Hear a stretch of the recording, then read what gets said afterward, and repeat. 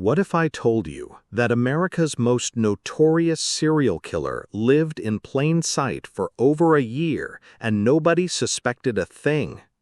What if the hotel room he called home still holds secrets that investigators never uncovered? Room 1406 at the Cecil Hotel wasn't just another cheap accommodation. It was the command center for one of the most brutal killing sprees in American history. And what happened inside those walls is far more disturbing than anyone ever imagined. This is the story of Richard Ramirez, the Night Stalker, and how he turned a single hotel room into his personal fortress of evil. Between 1984 and 1985, while police frantically searched for a killer terrorizing Los Angeles, he was hiding in the one place they never thought to look. But here's what the official investigation missed. Room 1406 wasn't just where he slept between murders. It was where he planned them, stored evidence, and perhaps most chilling of all, brought some of his victims. Hotel staff saw him come and go for months. They cleaned his room, took his money, and turned a blind eye to the obvious signs that something was terribly wrong. By the end of this video, you'll understand how the Cecil Hotel became the perfect breeding ground for a monster. To understand how Richard Ramirez ended up at the Cecil Hotel, you need to understand the man behind the monster. Born in El Paso, Texas in 1960, Ramirez's childhood was a blueprint for creating a serial killer. His father was abusive, his family life chaotic, and by age 10 he was spending time with his older cousin, Miguel, a Vietnam War veteran, who would show young Richard graphic photos of torture and murder he had committed overseas. Miguel didn't just tell stories about violence, he demonstrated it. In 1973, 13-year-old Richard watched Miguel shoot and kill his wife during a domestic dispute. By his late teens, Ramirez was already showing signs of the monster he would become. He was obsessed with Satanism, heavy metal music, and the occult. He experimented with drugs, committed petty crimes, and fantasized about violence against women. In 1984, at age 24, Ramirez drifted to Los Angeles with no money, no job prospects, and a growing appetite for violence. He needed a place to stay that was cheap, anonymous, and wouldn't ask questions. The Cecil Hotel was perfect. Located in downtown LA's Skid Row, the Cecil had a reputation for attracting society's outcasts, drug addicts, prostitutes, transients, and people trying to disappear from their past lives. It was the kind of place where you could pay by the week, keep to yourself, and nobody would bother you as long as you didn't cause too much trouble. For Richard Ramirez, it was exactly what he was looking for. Before we dive deeper into this nightmare, make sure you're subscribed to Tomorrow's Secrets. We uncovered the darkest true crime stories every week, and trust me, what you're about to hear will change how you see serial killers forever. Richard Ramirez checked into room 1406 at the Cecil Hotel in late 1984. It was a small, dingy room on the 14th floor with a single bed, a dresser, and a window overlooking the urban decay of downtown Los Angeles. The rent was $14 a night, which he paid in cash, usually a week at a time. To hotel staff, he was just another long-term resident trying to get by in the big city. He was polite enough, kept his voice down, and paid his bills on time. What more could they ask for? But room 1406 was about to become something far more sinister than a simple accommodation. It would serve as Richard Ramirez's headquarters for a reign of terror that would traumatize Southern California for over a year. The room's location on the 14th floor was strategically perfect.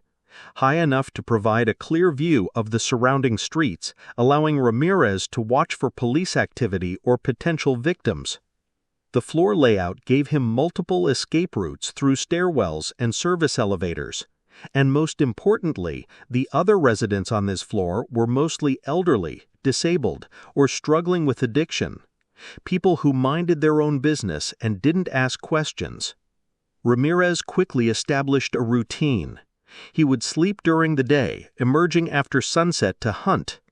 He would return to room 1406 in the early morning hours, often carrying items that hotel staff later realized were stolen from his victims.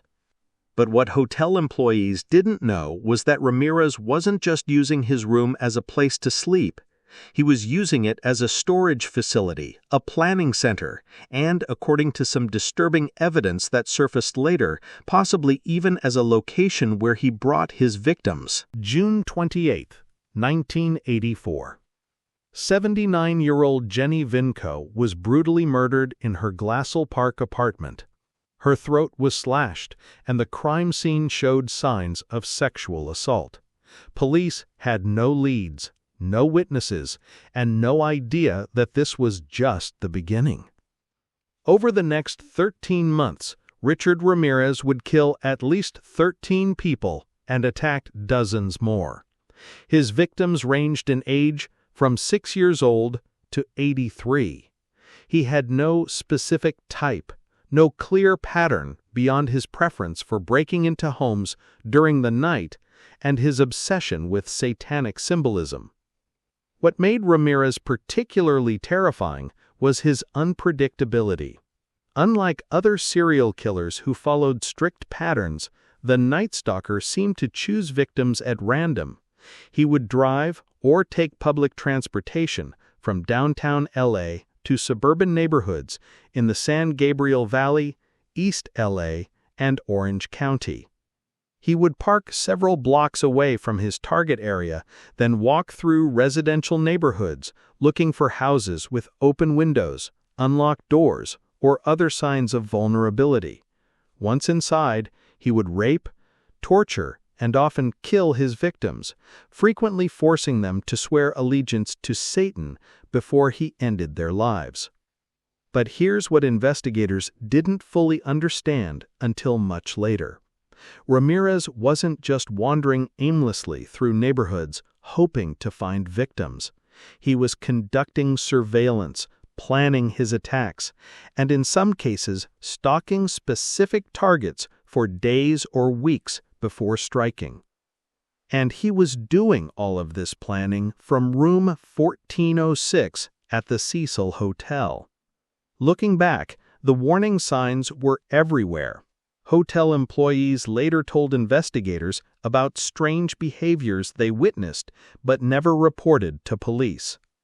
Maria Santos, a housekeeper who worked the 14th floor, remembered that Ramirez's room always smelled like chemicals and something she described as rotting meat.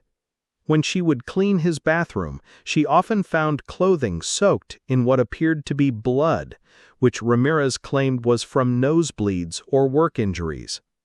The night desk clerk, James Morrison, recalled Ramirez returning to the hotel at odd hours, sometimes carrying large duffel bags or backpacks that seemed unusually heavy. He would avoid eye contact, speak in whispers, and always took the stairs instead of the elevator, even though his room was on the 14th floor. Other residents complained about strange noises coming from room 1406 during the day when Ramirez was supposed to be sleeping. Sounds of furniture being moved around, muffled voices, and what one neighbor described as scratching or scraping against the walls. But perhaps most disturbing were the reports of young women being seen entering and leaving Ramirez's room. These weren't prostitutes or regular visitors. They were described as appearing frightened, disoriented, and in some cases, injured. Hotel management received complaints about these incidents, but this was the Cecil Hotel in the mid-1980s. Strange behavior was the norm, not the exception. As long as guests paid their rent and didn't cause major disturbances, management preferred to look the other way. This is getting darker, isn't it? Make sure you're still with me by dropping a comment below. What would you have done if you were working at that hotel and witnessed these warning signs? While police spent months trying to track down the Night Stalker through crime scene evidence and witness testimonies, the answer to their investigation was sitting in a hotel room just a few miles from their headquarters. In room 1406, Richard Ramirez was keeping what investigators would later describe as a serial killer's trophy collection. Jewelry stolen from victims, photographs of crime scenes, newspaper clippings about his attacks, and detailed maps of Los Angeles neighborhoods with specific houses marked. But the most chilling discovery was a collection of Polaroid photographs that Ramirez had taken inside his hotel room. Some showed items stolen from victims arranged in ritualistic patterns. Others appeared to show people in various states of distress or injury, though the identity of these individuals was never conclusively determined. Ramirez had also been using his room to experiment with different methods of breaking into homes. He practiced lockpicking on his own door, tested various tools for cutting through screens and window frames, and even built makeshift silencers for firearms using materials he could buy at local hardware stores. Perhaps most disturbing was evidence that suggested Ramirez had brought at least some of his victims to room 1406 before killing them. Blood evidence found in the carpet and on the walls didn't match Ramirez's DNA, and several items belonging to confirmed Night Stalker victims were discovered in his belongings.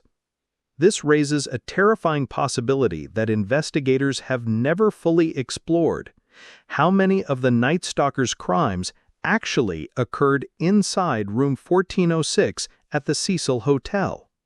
August 31st. 1985.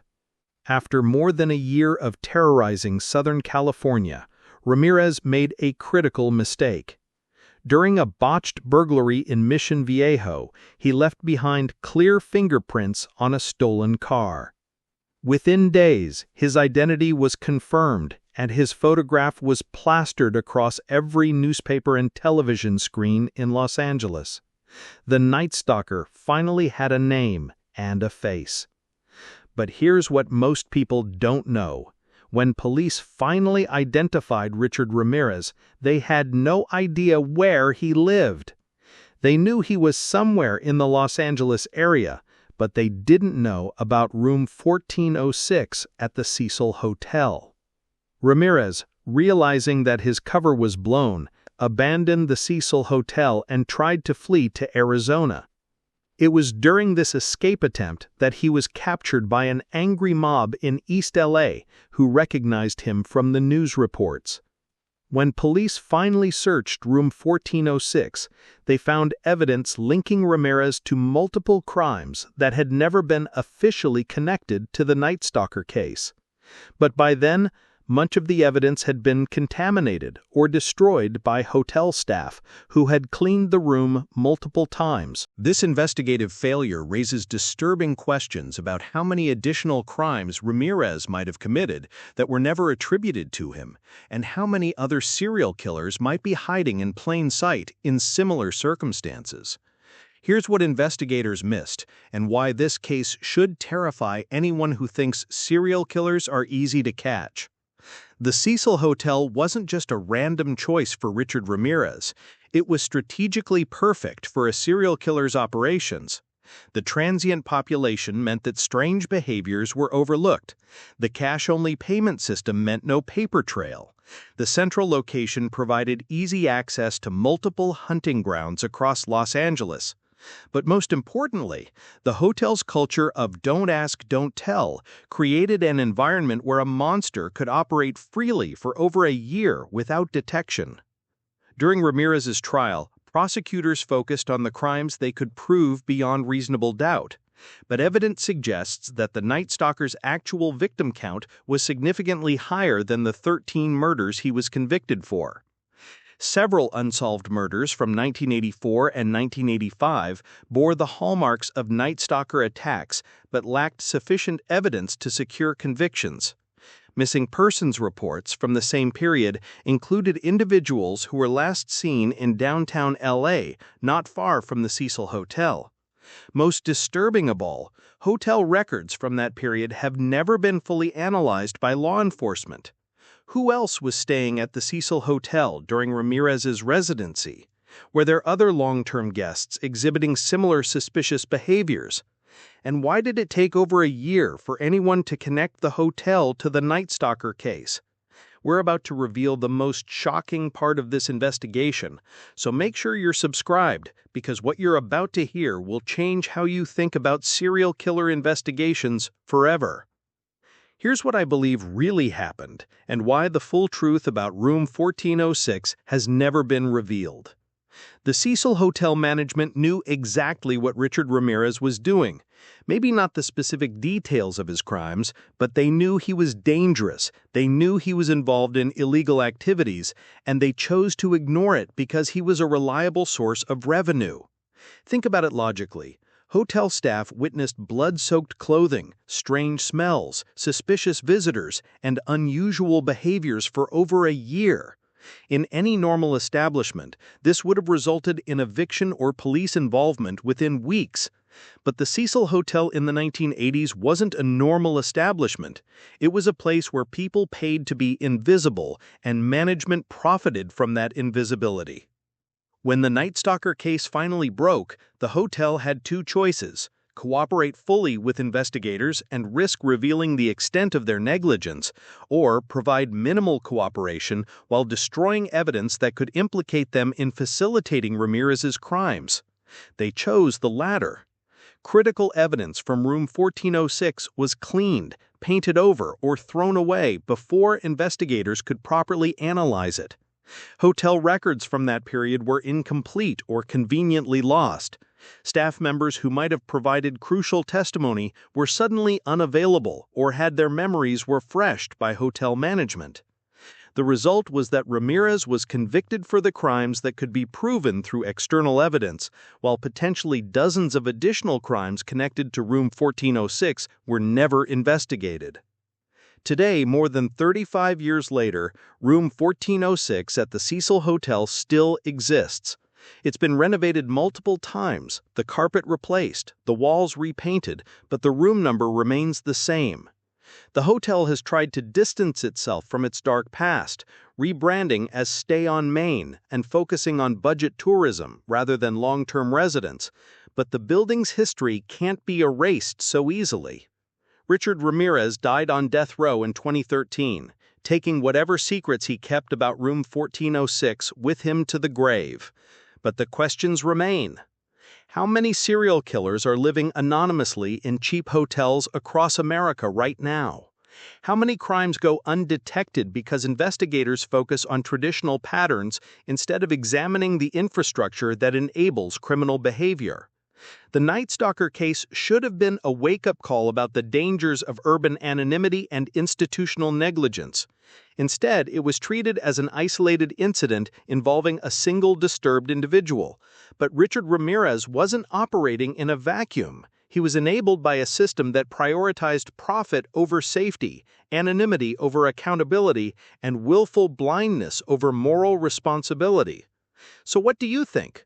Was the Cecil Hotel simply an unlucky victim of circumstance, or did they actively enable one of America's worst serial killers?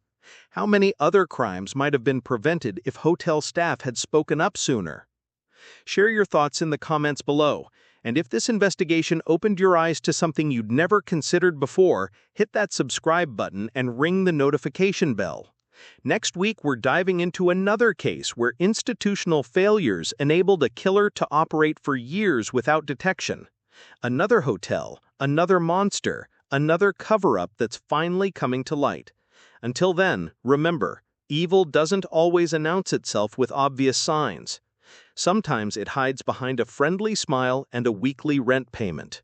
Stay vigilant, question everything, and never assume that someone else is handling the problem. The truth is always more disturbing than the official story.